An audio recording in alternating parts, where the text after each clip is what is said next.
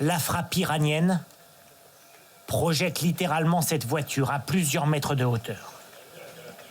Dans la petite ville israélienne de Kafr Qassem, des véhicules retournés, des cratères dans le bitume et des habitants sonnés. 6 d'entre eux ont été légèrement blessés. L'armée israélienne dit avoir détecté 7 vagues de missiles en provenance d'Iran.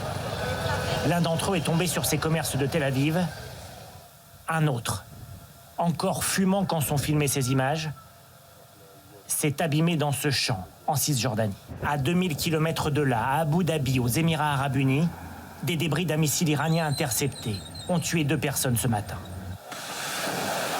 Au 27e jour de guerre, chaque camp veut montrer qu'il est encore capable de frapper l'autre. Ici, des images publiées ces dernières heures par l'Iran montrent des lanceurs de missiles en pleine action. Là, ce sont des vidéos de bombardements israéliens visant des caches supposées du Hezbollah, au sud Liban.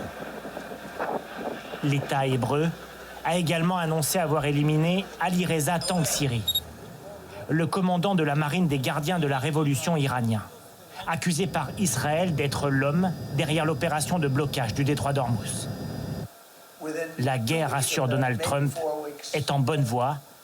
Pour le président américain, les Iraniens n'ont d'autre choix que de négocier. Il me supplie de trouver un accord. On va voir si on va pouvoir faire un bon accord, notamment en rouvrant le détroit d'Ormuz. Pour l'heure, l'Iran dit pourtant refuser toute discussion directe avec les États-Unis. Des pays comme le Pakistan notamment joueraient le rôle d'intermédiaire entre Washington et Téhéran.